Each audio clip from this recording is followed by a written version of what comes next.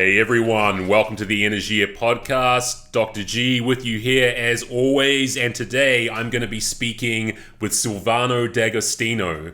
Silvano is a managing partner at Change Solution, a consultancy firm which principally focuses on and specializes in managing change processes in organizations. He also operates sustainable medical services for which he consults to healthcare organizations, particularly dental practices, with an objective of improving dental care through digitization, sustainability, and patient orientation. Silvano holds a bachelor's degree from Harvard, as well as a master's in organizational and social psychology from the London School of Economics. His research background focuses on how ultimate incentives serve as the driving force behind human behavior, using game theory and evolutionary principles to understand these forces, and he applies this understanding in his practitioner work to better assess organizations and how humans can better work together within them. So Silvano, thanks very much for joining me today. Thanks for having me, Gareth. I'm stoked to be here. No, it's awesome to have you here, man. And I've just given a pretty potted summary of your professional and research background there. So would you be able to give us a bit of an expanded introduction on yourself, your background, your conceptual and practical interests, and some of the work that you're currently involved in, and maybe some of the work that you're also inspiring to be involved in the future? For sure. So like you said, I got my BA from Harvard. I did a bunch of different things in this sort of classic liberal artsy American education fashion. I actually majored in anthropology and filmmaking. So I was making some documentaries and thinking a lot about humans and how humans work with a minor in psychology. And then the psych part is sort of what I ended up focusing on in my postgraduate life. Both in my master's, where, like you said, I got a master's in organizational and social psychology, but it was always to me about thinking about humans and how humans work and how humans specifically work in group contexts and work contexts. And that is also the work that I ended up doing in my professional career. So I graduated in 2018. I had a little bit of a gap year situation going on that very quickly devolved into a year of sort of intense consulting work, and that I was supposed to be doing only part-time, but then very quickly evolved into a full-time gig, and then became a partner at that firm. And we do, like you said, a lot of change management type work. We work with a lot of organizations from all kinds of different industries, and we are building an additional set of expertise in the medical sector, because it's one where we see a lot of potential for the kinds of things that other organizations have already learned, at least in Germany, which is where we mostly operate. A lot of those more modern leadership ideas, more modern organizational development ideas haven't really evolved into the medical field. It tends to be a lot more hierarchical, a lot less forward thinking in all of the aspects that you mentioned that we try to bring to that field. And so what we sort of hope to be able to achieve is take a lot of what we have learned from all kinds of other organizations and apply it to the medical field and help that field really propel forward in those kinds of ideas.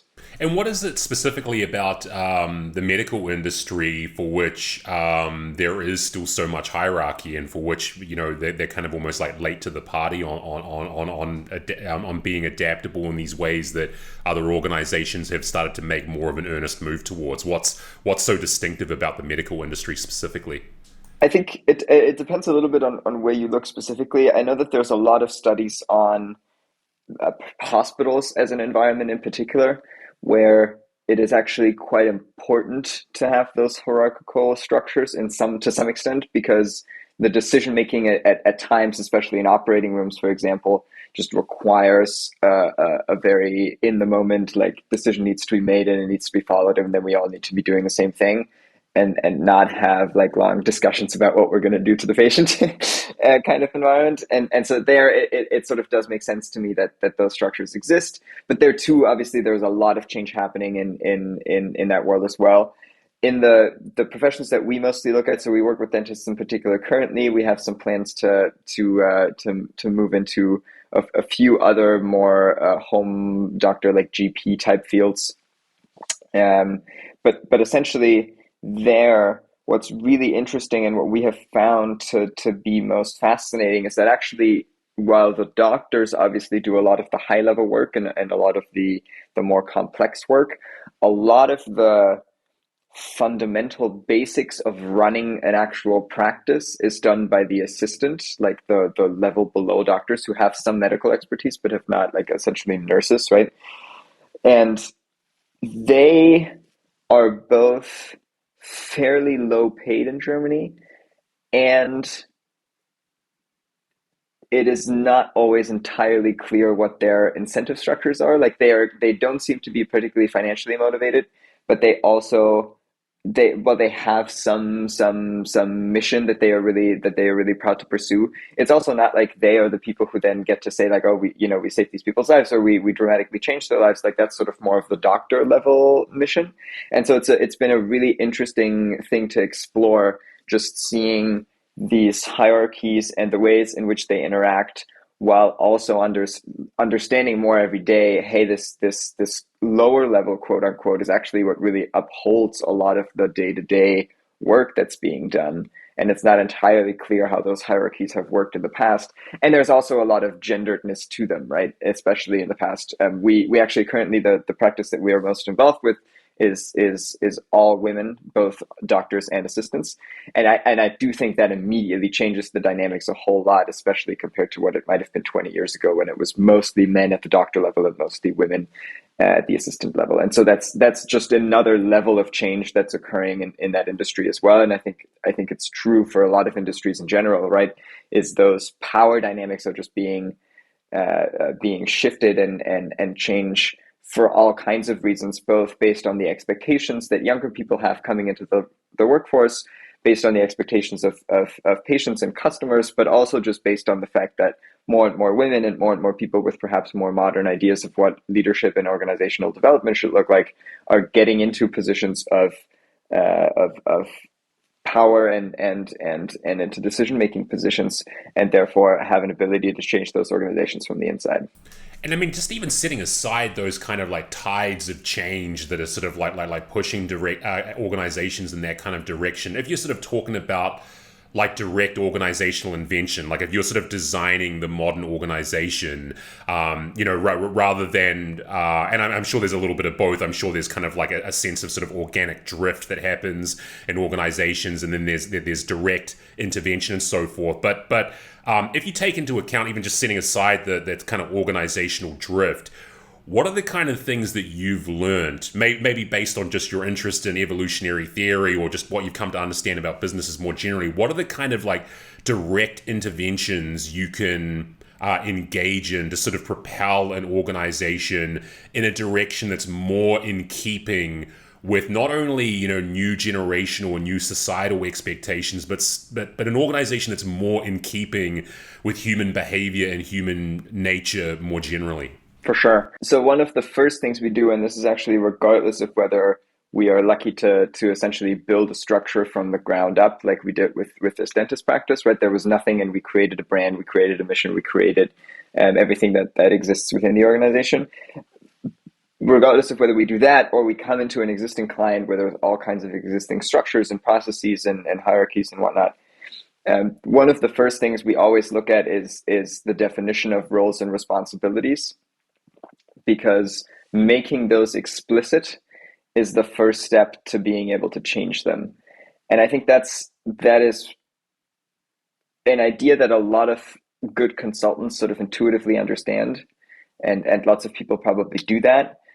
But it is one of the many examples of what I find to be not fully properly on an ultimate level, quote unquote, understood concepts in sort of management and leadership theory. So I think if you look at that from an evolutionary perspective or from sort of a cultural learning perspective, a lot of it is about creating common knowledge within an organization about the things that are happening within that group of people, right? So if we have a clear mission statement, for example, that's, obviously lots of organizations have some sort of mission statement, but if that's something that is actually fully understood by everyone in the organization, that will dramatically change the way that you can actually steer that organization to wherever it wants to go. And so similarly, one of the first things we'll do is we'll go in and we'll just ask some basic questions about, who's responsible for these kinds of things, who's actually responsible for leading these people, who's responsible for these kinds of processes. And we make people just actually write down all the tasks that they individually currently do that should be done on an organizational level, and sort of define in sort of a racy chart type way, what are the things that people are actually doing in this organization. And often what you find is that there's some people who have so many responsibilities and are taking on so many tasks that even just in theory, if you just write out, like, I'm going to roughly take 1 hour a week to do this, 2 hours a week to do that, their week is already a 60-hour week. And it hasn't even accounted for, taking an hour to have a coffee chat with somebody who's just running around the floor.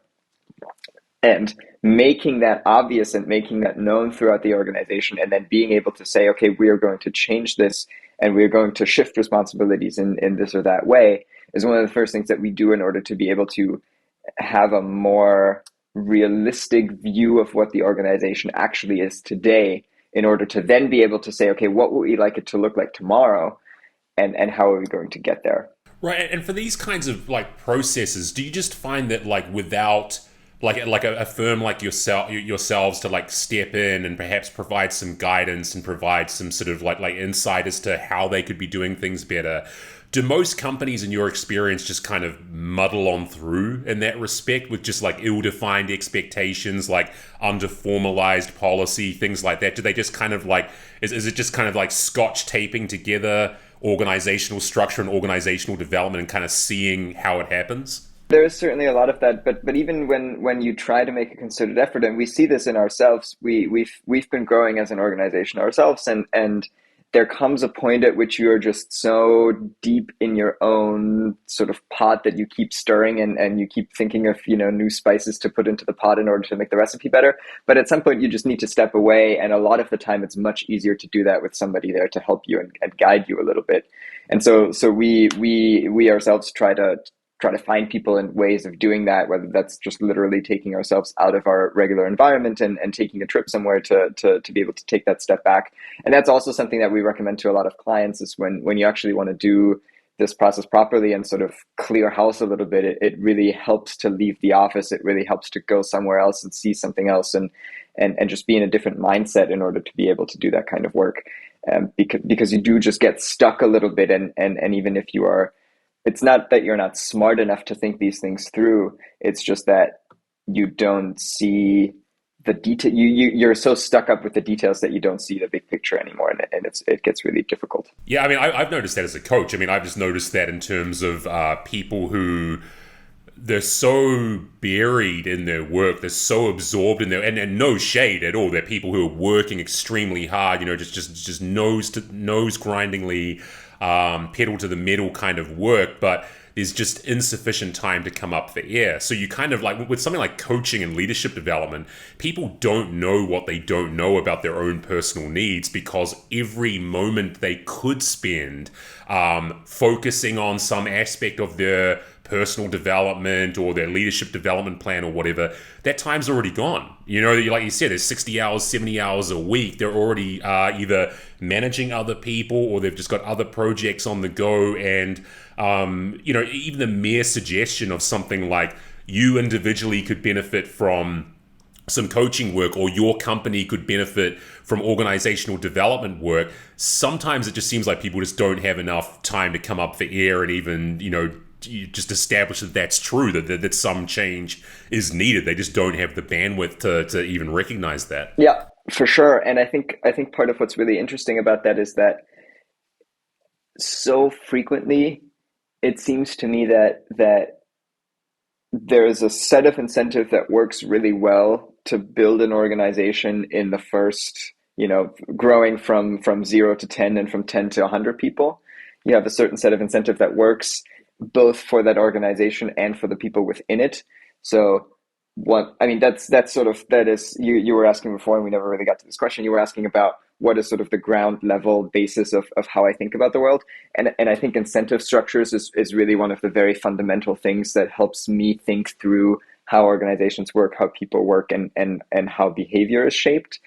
And if when I think about the incentives of a very small organization, of an organization that's sort of growing like a startup would, but even if it's not a unicorn startup, even if it's just a regular company but it's growing and it's doing well, what's incentivized for the leaders in that company and for the people who are first to join that company is probably working really hard, working long hours, and they're presumably quite mission driven. They want to achieve something, and that works for them, and that's a great.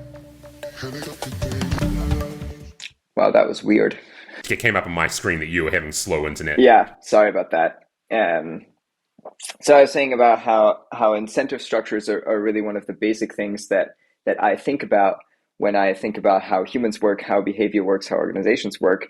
And in small organizations, when they're just starting out and are on a growth path, one of the things that I see happening a lot is it's really incentivized for the leaders in the company have an incentive to work very hard on it, to spend a lot of time on it, to build it up and to make it a good thing. And they're mission driven and they love doing it, and that's what they want to be. Um, and that's successful. It's what makes them successful. It's part of what makes them grow from 0 to 10 and from 10 to 100. But then once you get to that point, once you're at around 100 people, at the very latest, you're going to have lots of people join these organizations who maybe don't want to be working 60-hour weeks, who are maybe not as mission driven as the sort of founding core group was. And at that point, it's probably bad for those same incentives to still be in place within that organization. You probably don't want to encourage people to only be able to move up in your organization and be successful and be part of the group if you work 60-hour weeks, because that's going to exclude a lot of people from being able to join your organization. And so that shift in incentives from, hey, we need to be a small, lean group of people who works really hard and who makes things happen, and who mostly probably consists of people who are just really, really good at what they do and really interested in doing it, to, hey, we're a bigger group now. We've expanded. We probably don't even know each other. Everybody doesn't know everybody anymore. That's such a different set of incentives, and that's such a hard shift to make for whether it's founders or just organizations that have grown, or people who come into organizations anew when they've known a different environment before.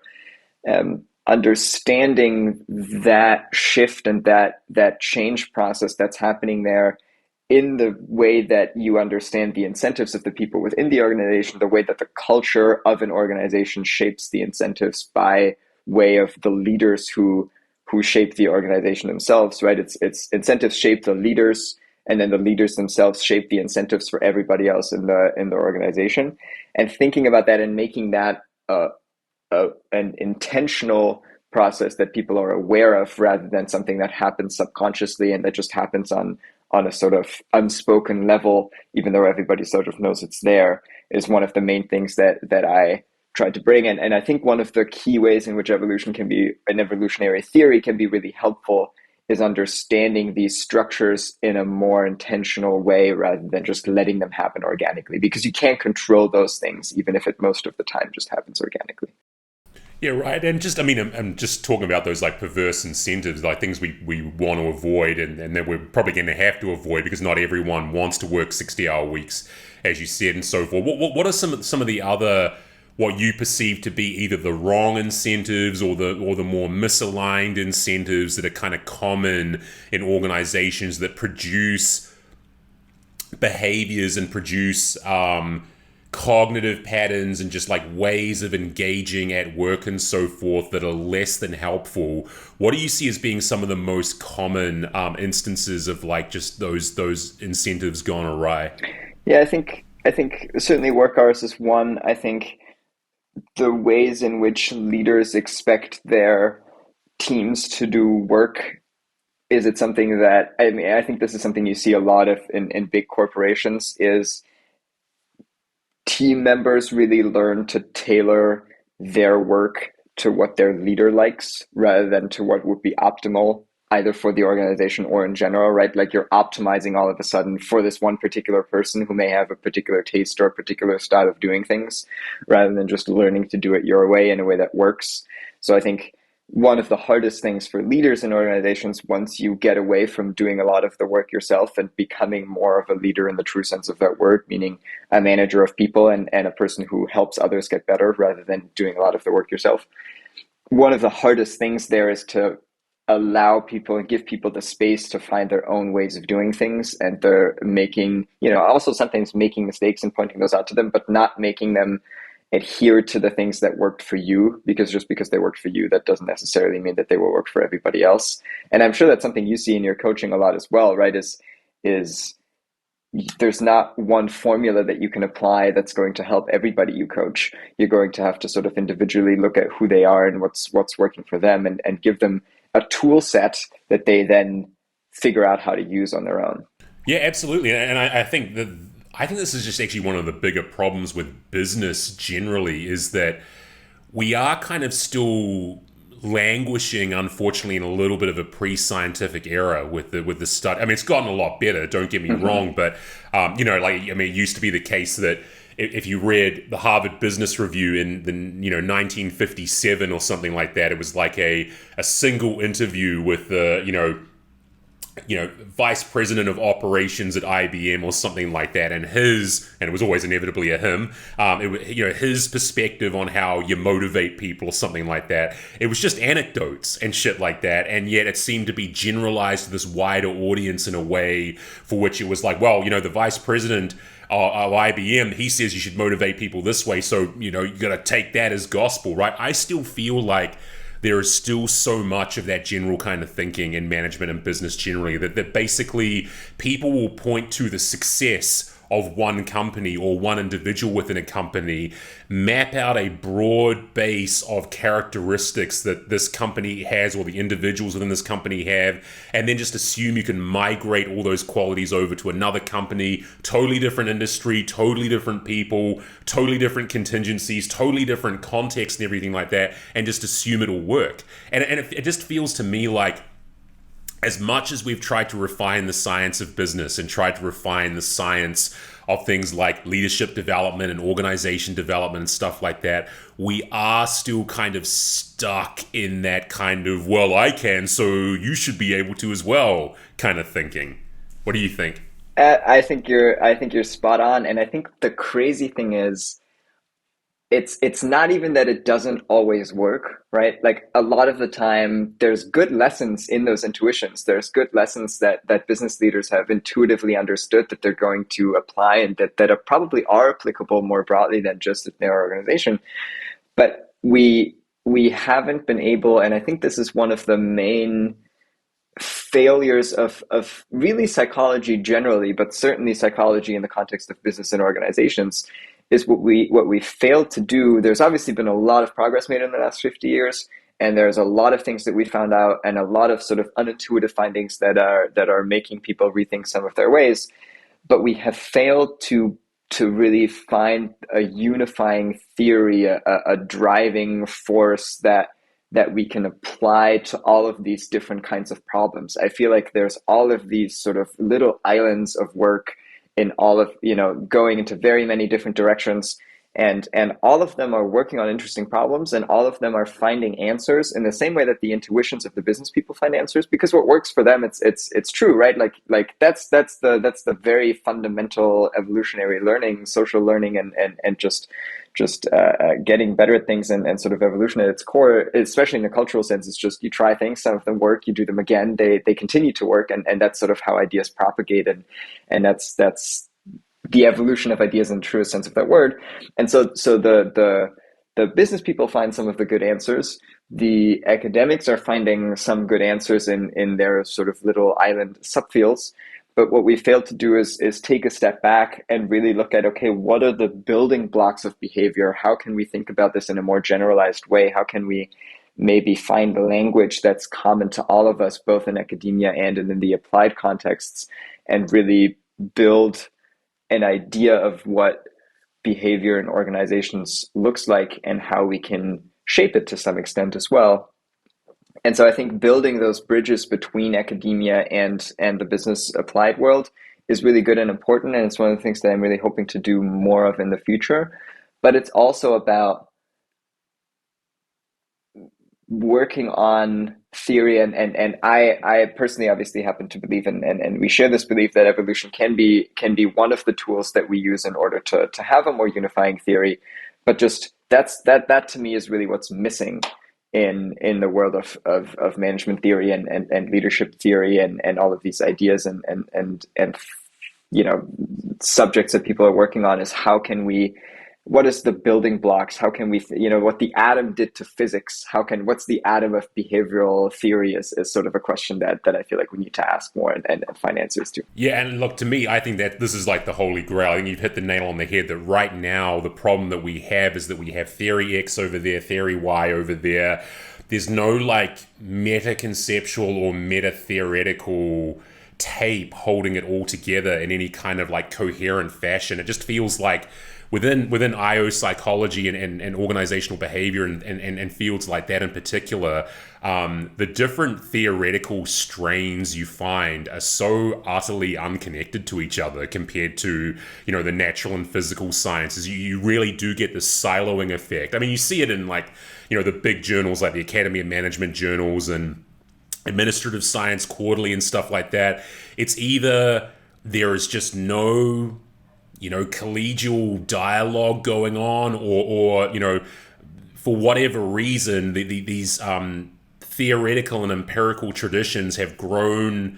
They've emerged in such siloing from each other that there's just no way, or there seems to be no genuine effort to try and wed them together or try and, I feel like that's the case with something like emotional intelligence, where it feels like there's still so much gray area over this topic and, whether emotional intelligence is a skill, a set of abilities, whether it's even an intelligence at all. You'd feel like you'd want to think that 20, 25, 30 years after one of the most prominent theories and conceptual frameworks that's used in all of business had emerged, you'd like to think 30 years hence we'd be starting to get to some semblance of, scholarly consilience and, concordance on some of the basics, and yet to still have these kind of like nitpicky arguments and again, just siloed, walled off, scholars all kind of operating independently. It's kind of galling and kind of vexing. Steve Colorelli, a mutual friend of ours, said this to me. He kind of alluded to this being the source of the fact that when it comes to applied psychology, and especially as it's applied in business, it's only really helping around the margins right now. It's not like something like applied biology where you can, there's so much unison and so much consilience that like you can use like the central theory, the main central theories that govern biology to in applied medicine, all sorts of applied medicine, all sorts of other like useful societal applications. And yet with things like organizational psychology and so forth, it just feels like we're nowhere near there yet. It just feels like there's just too many either competing or otherwise divergent, again, scholarly and theoretical threads, and no real attempt to kind of reconcile them all. And I don't know personally if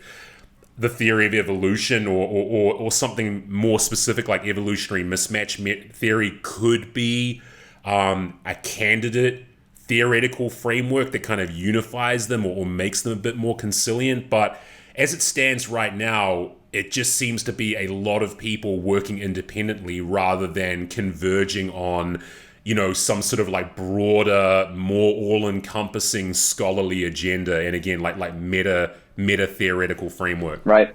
And to me, that meta theoretical framework it's a little bit less about mismatch and it's a little bit more about incentives, like I've talked about. Like that's sort of the way that I think about it. And I think evolution is a really great tool to understand them. It's a really good way of framing them for oneself.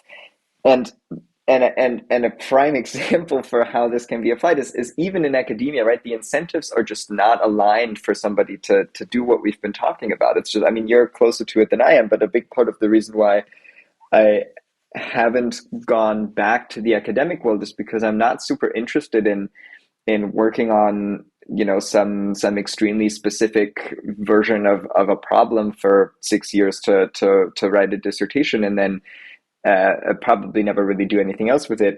I would be much more interested in doing the kind of work that probably 50 years ago was much more common, which is sort of like, let's theorize, let's try to bring all of these threads together, let's gather the data and see. And that's just not what what the academic world is built to do right now, because the incentive structures of the people within that world are different, and so that's sort of my way of trying to unify them a little bit, and using different toolkits to understand the incentives. And a lot of it is also, to me at least, about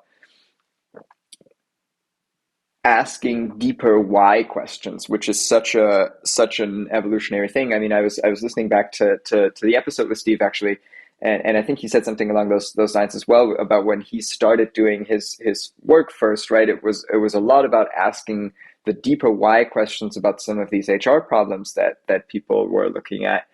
And I think that just, even if that's the main thing that people start doing more, is even if they completely disregard all ideas about evolution and the sort of more deeper theoretical frameworks, if people ask the question why a little bit more, I think that would already help so much, because so much of the academic work that I see just doesn't tend to ask why. It asks how, but it doesn't really ask why, especially in psychology. I even think sometimes it's worse than that. I think in IO psychology and OB especially, I think the quality of the evidence that's produced, the quality of the empirical work that's actually produced, a lot of the times not even asking how, it's just saying that. And it's just saying that at some level of statistical significance. And it's just, like just to riff on something you just said. I mean, when I did my PhD, I think I perhaps somewhat naively kind of thought I was going into a PhD to be trying to ask a question of greater philosophical and consequential significance than the one that I maybe ultimately ended up asking in my dissertation work. But it was just, just go back to incentive structures. You get into your PhD program and you just recognize all those canards about publish or perish, and like how ambitious you should be with what you're trying to test and stuff like that. Reality comes crashing home for you, or I should say, not reality, but a highly constrained version of reality comes. It hits home for you very, very fast. And you tell me what you think. I mean, do you think the quality of evidence that's actually produced within IO psychology and OB is very good? I mean, it just feels like every time I see the headline of some new study, especially in the stuff that I'm primarily interested in, like individual development and building EI and coaching and stuff like that, it never feels like you get to that results section and you get anything above bare statistical significance, loads of caveats, loads of limitations, cross-sectional designs, all the usual limits. And you're just kind of like, what can we even infer from a lot of this empirical work? Like, I mean, I guess it's getting better, but I mean, I never, for example, I never read an IO psych paper or an OB paper and am flawed by the results as you would see even in something like social psych or something like that, where I think the evidence tends to be a little bit more robust. Is it just, a work in progress? Is it just we don't have the right methodological tools? I mean, or is this just my impression? Is there actually an embarrassment of riches out there in terms of empirical evidence within these fields that I'm just missing, or is the quality just not very good? Yeah, I mean, most of the reading that I've done and that I still do actually tends to come more from the social psych world. I obviously do read some more businessy stuff, but I agree with you. I often find it so uninsightful that I don't even bother with a lot of it anymore. And I think a part of that is that, I mean, I don't know this for sure, but it seems to me that a lot of the people who do that kind of work do at least have some connection to the business world, because they obviously have to in order to be able to really do that work. And maybe there's some negative building of bridges there, where it's like we take the worst things from the business world and apply them to academia, and the worst things from academia and we apply them to the business world. I'm not sure. In social psych in particular, I do feel a lot is changing. A lot is changing for the better, and I think people are at least getting the right idea about how to gather empirical data, and how to use it. And the thing that frustrates me more frequently than just it being a maybe not greatly collected data set, or just a data set that doesn't really actually tell you that much. It's just the and I get that this is hard, but the interpretation of the data, right? The discussion of the data, it's so polarized to me. It's either like we have found the thing that's going to answer all of your questions, and it never is, because how can it be? You're looking at n of 100 about some small whatever thing, or it's more like akin to what you just mentioned. It's the well, we have this, we've answered this one tiny question, but it doesn't seem to mean anything because of all of the limitations that we understand about this data, and the answer lies somewhere in the middle. And the problem is, again, that we just don't have, if we had a grander idea of how we could tie all of these things together and say, well, this is a data point that contributes a little bit to this theory, and we can see how this overarching idea applies in this context as well. But since we don't have that, nobody can make those claims. Everybody either has to say, hey, we have found the thing based on this one empirical data set that's going to answer all of your question, but then nobody else ever references it because it probably doesn't work. Or you're just going to say, well, we have found this little data set in it, and it shows this one thing in this one specific context, but there's all of these limitations. And so there's no middle ground, but what we need is that grander idea that needs to compete with some other grander ideas, and then we'll see where the data slots into. But nobody seems to really be working on that, and that frustrates me when I read papers. So I now have sort of started to read papers less for ideas. What I really want to read is papers that give me some big ideas and that give me some starting points in order to think about the bigger picture. Now I mostly read papers to sort of either understand something very specific, if I have a very specific problem that somebody's actually done work on it, or to just sort of find those data points and then make of them what I want to make of them, rather than what the paper tries to make of them.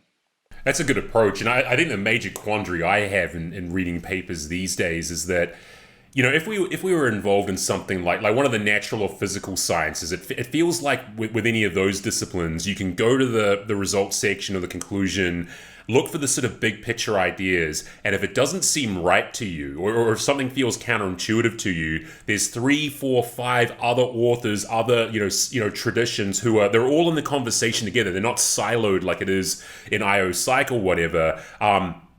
But there's a lot of good alternative perspectives. They're all supported by good evidence and things like that. It feels like in IO, something that Adam Grant said one time actually really stuck with me in a bad way, where he basically said, well, look, unless you can produce a better study of your own, you've got to go with the best of what's available. And that's a bad quandary to be in with the state of evidence that's in a field like IO Psych right now, because I'll read the conclusions or the results in an IO Psych paper and go, that does not sound right to me. And I can't, like I would be able to do in biology or astronomy or something like that, go to someone else who's offering an alternative perspective with as good a data set, at least a comparable data set, comparable methodology, where I can go, well, at least there's you're kind of left in this position where it's like, well, I guess I don't have the evidence to say you're wrong. I just feel like you are.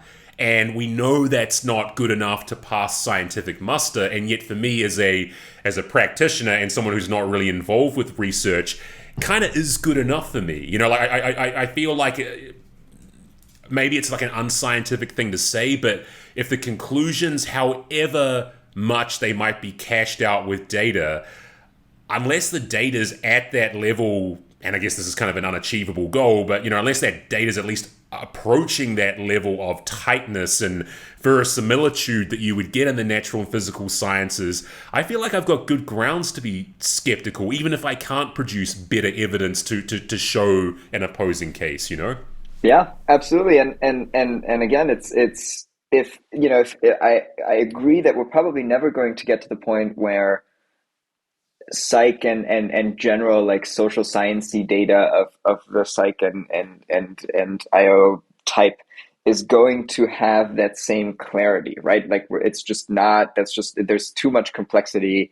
There's too many factors at play. Like we're not going to be able to control those enough. It's always going to be tricky to apply them more broadly when you do a study in a specific context. But that's exactly why we need better theory, because then if you can slot the data into an existing theoretical construct and say, hey, we have these kinds of conditions and this thing happened, which is exactly what the theory will predict. And then when we have a different set of conditions, a slightly different thing happens. And that's also what the theory will predict, because it's not saying, hey, we have these specific conditions, and so that's the specific thing it's going to predict in just this little realm. We have a broader idea, and different things can happen within this broader idea. And we understand that to be true. And I think that would make me so much more likely to follow that literature more closely, and to actually be able to take away real lessons from it as well. And it would engage those authors in conversations with each other, because you wouldn't have to disagree with somebody who in a slightly different context found something completely different. You could just understand, like, hey, here's the differences between the things that we've looked at. They both still work under this fundamental umbrella of ideas that we share, but here's the ways in which they are different, and what we can take away from that. It would put authors in conversation with each other rather than trying to pit them against each other, because everybody needs to be able to have this magnificent sort of counterintuitive finding that's going to be in the next Malcolm Gladwell book. And that's not really what the world needs, right? What the world needs is understanding those things on a more fundamental level, and being able to argue with each other within the context of one theory. And then it also makes practitioners more likely to understand those data, right? Because if I go to some, we work with a lot of middle of the road German companies that are really, really good businesses, not crazy unicorns, not very widely known, even in Germany, even in the German business world, but just really solid businesses that are successful and have problems to solve. If I come to them and show them some random IO paper, they're going to laugh me out the door, right? Like, that's not what they care about. That's not helpful to them. What they need is me to sort of synthesize the ideas of a set of them into something that they can, into some idea that they can take and run with and actually use, in the same way that you are skeptical of some stuff. Those people would be too, and I am too. And so I think it's about translating ideas in both directions, because I do think that the business world has figured out a lot of stuff, and there's a lot of general lessons that practitioners understand that maybe don't yet have a scientific basis, because we haven't been able to translate them into some sort of theory that works. And on the other hand, I think we know a lot of stuff from the literature that and from really good studies, and from a variety of studies that just haven't really translated to the business world, because nobody's done the work of making them readable and applicable to people that don't have an interest in academia, in pure academia. So I think there's a lot of translation work that needs to happen both ways. And I don't even think that it would be that tricky. It's just that nobody's really trying to do it, as far as I can tell. Yeah, I think that this is essential. And I think that the fact that that academics are not already gleaning more than they are from the practitioners. I mean, I put that down in part to the fact that, especially in fields like organizational behavior, you have a lot of, tenured, very credentialed academics teaching about leadership who have never led anything in their lives. I'm really one of these firm believers that when it comes to understanding business and understanding the nature of leadership, if you haven't been in the driver's seat at all, that lack of experiential insight means that there's always something abstract, if not questionable, about anything you've got to say, no matter how methodologically rigorous your approach to assessing it is. There's something that you're just not able to glean if you haven't sort of been there in the driver's seat. I mean, especially like something like leadership, which is just so... It's a quality that you cannot... Well, I mean, it's a set of qualities, and you can't just boil them down to ideas that we've tested in experiments and things like that. It feels like that's part of the lack of interlocution. Is it the word? Interlocution between academia and business right now, is that there's actually kind of a divide between those that have actually been in business and those that just study it. Yeah, totally. And that's a big part of the reason why we decided to be more involved with the dentist organization, for example, right? It's so different when your practicing what you preach rather than just having these ideas that, you know, we may have gained from experience, but still it's so different when you can actually point to a thing and say, I am building this and I'm using these same ideas that I'm telling you will be helpful, because I know that they will be helpful because I've used them myself. That's such a different message, and such a more helpful thing to be able to do rather than to just rely on theoretical constructs. I totally agree. Or to be able to point to that magic p less than 0.05 and say, hey, look, it's real. You know, you've got to believe it. It achieves statistical significance. You have to believe it. Yeah. One thing I wanted to chat with you about, you mentioned it offline. You've got a bit of an interest in psychological safety, because this is a topic I could talk about for quite a while. But and maybe this is a bit of an abrupt pivot, but give me your thoughts on psychological safety and how you think about that topic, and maybe how that you apply that topic in your work. Sure. I think the things that we were talking about before in terms of organizations growing and modernizing, I think most places, most businesses are understanding that some of the ways in which they've maybe done things in the past are probably not going to be around in 10 years. And so everybody's sort of incentivized to change. Everybody's obviously has an incentive to acquire and retain talent and stuff. And that change is hard. And I think one of the fundamental building blocks in order to make that change successful is creating psychological safety, because what everybody wants, and I think what everybody is sort of understanding that most organizations, at least in the future, will need to have in order to be able to continue to be successful, is they need to be agile, not in the methodological sense, but in the more fundamental sense of that word. They need to be able to react quickly to changes. They need to be able to move fast. They need to be able to make decisions in ways that are not overly bureaucratic, and that probably means not always going all the way up the ladder within a hierarchy. And I think one of the key things that you can do in your organization in order to successfully do that is build psychological safety for teams and for leaders within that organization.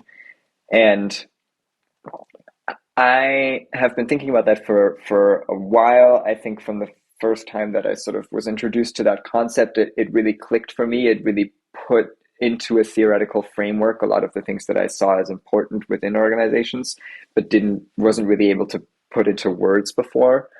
And so since then, I mean, this was probably like 6-7 years ago. Since then, I have my interest in evolution has increased.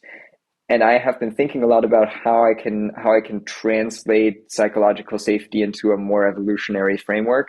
And I don't have a great way of doing it other than to say that I do think there's something there about how organizational psychological safety works for people in organizations in terms of the incentive it creates, the just the fact that you can try, the fundamental idea of being able to try things and failing, but then being able to do it better in a safe and controlled environment. It's almost like psychological safety sort of encourages a sort of micro evolution within an organization, where it's allowing you to be able to very quickly try lots of things, find the thing that works best and run with it and keep iterating upon it. And so it's almost like it's creating a microcosm of evolution, but it's also itself obviously needs to be framed by some sort of set of incentives that are probably created by a cultural evolution within the organization. And so those are some of the things that I think about when I think about that concept. And when we think about applying it within organizations, there's a saying from where I'm from in North Germany, which is the fish stinks from the head. So we lot of fishermen, and so yeah, it's just about understanding like, hey, it starts on top. It starts with the top of the ladder, with leaders actually embracing this and living it, and not just saying that it's something that's important, but actually making mistakes, being vulnerable, giving other people space to do the same. And it's really hard to make that change in an organization. It's easier to build that trust and that safety if you're starting from scratch. But even then, it's obviously really difficult. And it's something that leaders need to work on every day, and that coaching is really vital for in order to be able to build that level of trust. I'm really fascinated in the prospect that there might be something we can glean from evolutionary theory about how to better inform this idea of psychological safety in general. And the version that you've given of it just there, is the version I feel like no one could possibly disagree with. That we have to create circumstances by which people feel free to speak up, contribute, not feel like they're at risk of losing their job for being a little bit left of center. Go back to incentives, create all the right incentives to bring out behaviors where people are willing to take calculated risks and all these kinds of things. And yet, I feel like, I mean, certainly if my LinkedIn profile is anything to go by, my LinkedIn feed, I should say, psychological safety has kind of become the exclusive purview of people who just want to prevent psychological harm. And I feel like the goalposts for what actually constitutes psychological harm, and some people take it further and talk about trauma and inherited trauma in the workplace and stuff like that. It's gone to this like weirdly exaggerated and cartoonish level. I mean, I feel like maybe this is like a bit of an American phenomenon. Maybe this is not a worldwide thing, but at least in maybe just the English speaking world, it feels like psychological safety has not, the emphasis has not been so much on creating conditions on the ground by which everyone can speak up and feel heard and feel like they can take risks and stuff like that. It's all been about walling people off from not hearing things they want to hear, or not being exposed to ideas in the workplace because there's this associated risk of offending people or upsetting people. Do you get the same sense that maybe psychological safety is kind of being captured by people who are less interested in psychological safety as a fundamental part of trying to encourage greater expression and therefore greater innovativeness, and greater adaptability in organizations, and more has become the purview of people for whom I think I was talking about this on my podcast with Steve Colorelli, for which there's kind of a fine line between psychological safety and psychological frailty. Do you kind of see that as well? Yeah, I do. I think the word safety in the term probably in the last 5 to 10 years hasn't really done it any favors, just because of the safe space terminology and all of that kind of stuff that immediately sort of gets lumped into one. My sense is, or rather my understanding of psychological safety is actually about being able to disagree. Somewhat ironically, right? Like, it's about creating a space in which that can happen, in which you are specifically, regardless of whether you're on the one side or the other, you're going to be listened to, and there's going to be an honest exchange of ideas and opinions, and that's going to be okay, and it's going to be okay to make mistakes, and it's going to be okay to sometimes offend people in either direction, because it'll be about then coming together afterwards and having a conversation about it, and figuring out a way to move forward, and understanding that intentions do matter to some extent, and I do believe that, especially in the context of work, most people are probably not trying to harm each other, most of the time, at least, especially if you're working on a team together. Obviously, there's politics, and there's complicated situations, and there's toxic cultures and whatnot. But in general, especially when we're talking about the kinds of things that you were alluding to, my sense is people are not actually usually trying to be mean, rude, and hurting other people. And so creating a space in which those conversations too can happen, not just the sort of quote unquote productive work conversations, but also the cultural conversations, the conversations that aren't happening enough in society, in my opinion. I think that's part of it too, and it's actually probably, ideally, it's just a happy side effect, right? Like, ideally, you're trying to create that space for work conversations, but what would happen if you do well is you would also create that space for more societal, more social conversations. And I do think that overall, it's probably true that the term and the general idea has drifted a little towards the more esoteric, a little towards the further left, and so what I do sometimes see is people being skeptical when we or I bring the idea of psychological safety into a project, for example, um, people tend to be skeptical because they assume it means things that it doesn't. And it is really about framing it the right way and making it very clear and explicit what it means and what you're trying to create, and maybe also what you're not trying to create, in order to get people on board with that idea more broadly. Yeah, I just feel like if it goes the opposite way, we're going to end up with perhaps some incredibly psychologically protected and psychologically safe people, but some very anodyne ideas and some very pedestrian ideas that are taking root in our organizations. And I mean, yeah, I'm with you, man. I don't see how you can possibly advance the nature of business and keep business sufficiently flexible to respond to, just the avalanche of changes where, I mean, just taking COVID out of the equation, like the avalanche of changes that are going to continue to confront business.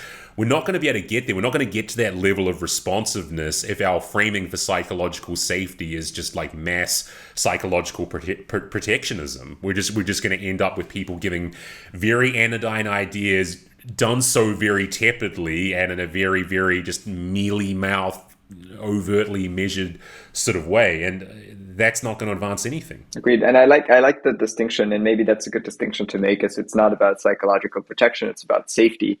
And safety doesn't mean being protected. Safety just means, we're gonna help you. We're providing you with a space to make mistakes, and we're gonna work on them together. Rather than we're going to protect you from ever making them in the first place, or we're going to protect you from ever being harmed in whatever in whatever emotional or psychological ways you might fear. So I think that's a good distinction to make. I also think it's probably, hopefully, kind of inevitable, because that too, the evolutionary pressure will also be on organizations to build the right kind of psychological safety, I hope. I do believe that it's going to be an advantage for organization to have the psychological safety rather than psychological protection that we've been talking about. And so if that is true, what we'll presumably see is organizations faring better who apply that concept the right way, and organizations who turn it into some sort of more psychological protection idea, they will presumably be less successful, and therefore over time it'll be more likely that organizations with psychological safety rather than protection succeed and propagate their ideas further. So I am hopeful, but I also see how, more generally speaking in society, right, there's been, I think, a trend towards less psychological safety, ironically, just because of the ways in which polarization has led us to really not allow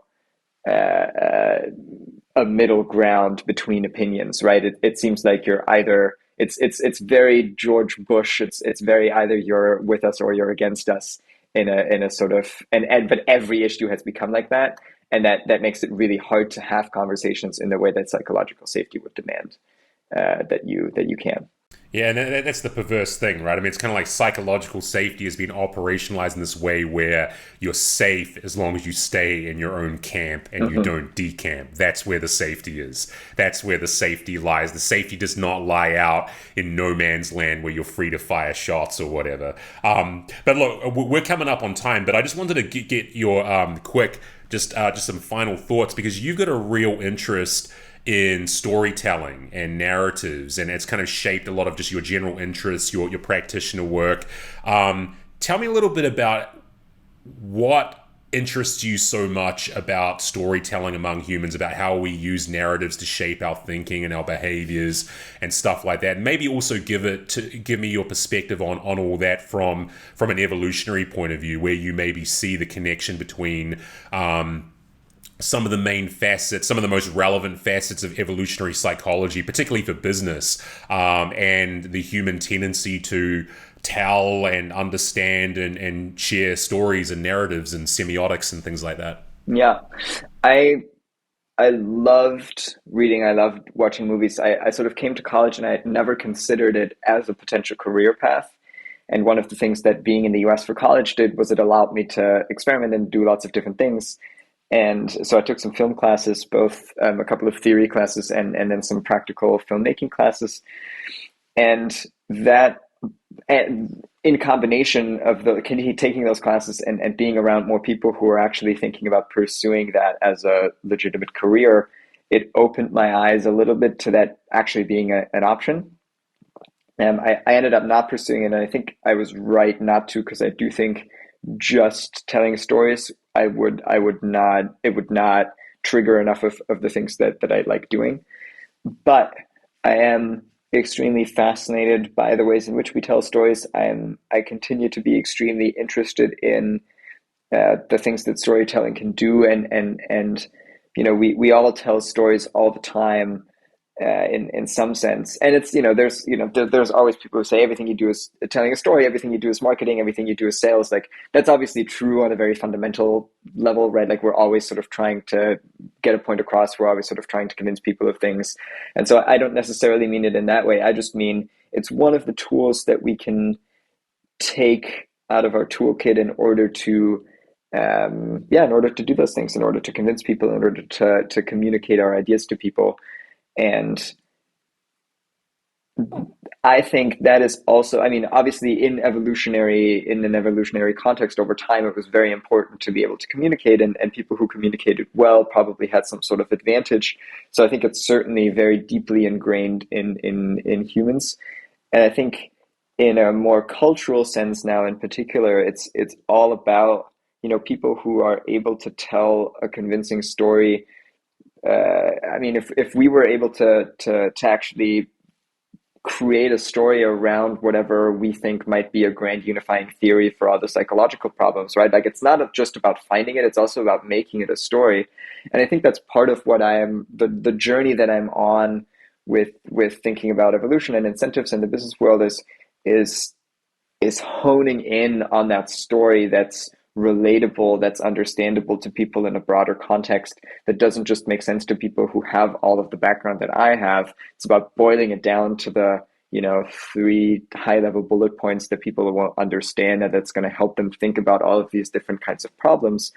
And that, to me, has always been the beauty of storytelling. Like, the most fun I had when I was making films was making documentaries. I'd have like 50 hours of footage, and I'm trying to condense it down into like a 15-minute thing, and going through all of that and sort of picking out the pieces, like, what's the thing I can show you? What's the one little snippet I can give you that's going to help you understand all of the details that are sort of below that? And then if you want, you can go in and look at all of them.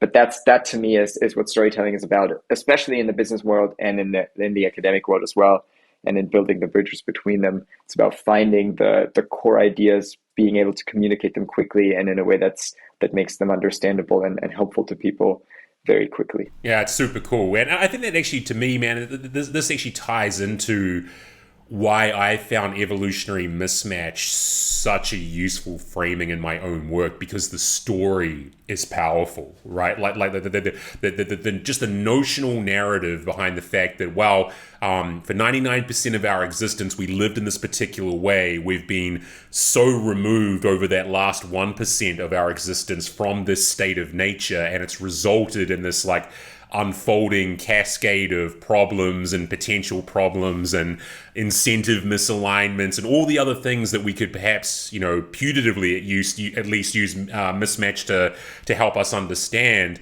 That central idea as a story, as a central overarching narrative, I think people find especially powerful. And I think this is what maybe some of the stuff in IO, Psych, and OB that we were kind of lambasting a little bit before, some of that lacks a story to me. Like some of it, there lacks a what is the deeper narrative here? You read the results section, you read the conclusions, and you're just left with, but what does this contribute to an overall story? What does this, what's the take home narrative from this? And you talk about, you mentioned like the 3 key bullet points, or what are the 3 key take homes that I'm trying to like impart to people here. I feel like so many of those studies don't even get you to 1.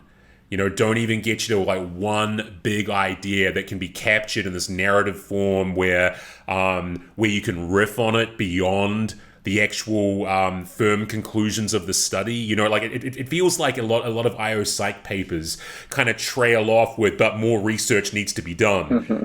And then it's just kind of like, oh, cool. Well, that's not much use to me now. Like I want to be able to talk about why this is important now. I want to be able to relate the implications of this study to people now. Why is this interesting? Why should I tell one of my coaching clients, the main central thrust of some study, if they're not going to then share it with someone else?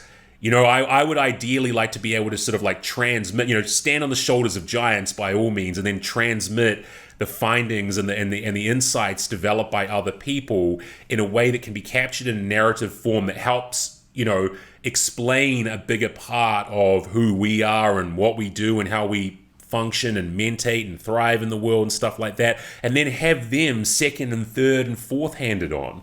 It just kind of, for me, it just feels like a lot of like I feel like I'm picking on IO Psych and OB here, but just, it's not just these fields exclusively, but it just feels like with a lot of that work, you get to the end of the study and you're kind of like, well, that's not interesting enough for me to relate. It's either not interesting enough or it's not conclusive enough for me to relate that to another person. And then they're not going to relate it to that third person and fourth person and so on. We really want our science and the findings from our science to be informing this bigger narrative about us and how we behave and how to create a better society and so forth. So yeah, I think storytelling and the ability to craft narratives and to be able to pick out the important parts of narratives, the parts that are worth highlighting and and extrapolating from and trying to proselytize to people. I think that's an invaluable skill, perhaps a somewhat underrated skill in the world of business as well. 100%, because it's also essential for leaders, right? Like we talk all the time when we do coaching and leadership development stuff, we talk all the time about how important it is to communicate the why. You gotta, if you want to bring people with you, if you want to have your team join you, if you want a concerted effort behind an idea, behind a mission, you gotta make them understand why.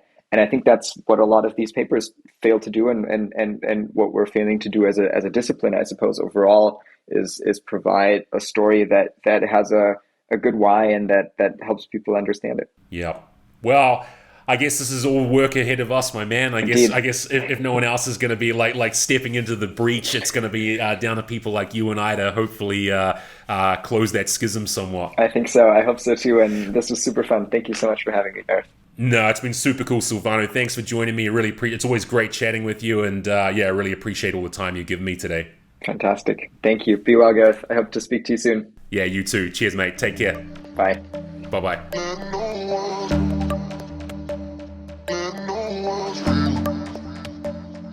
And it got me thinking.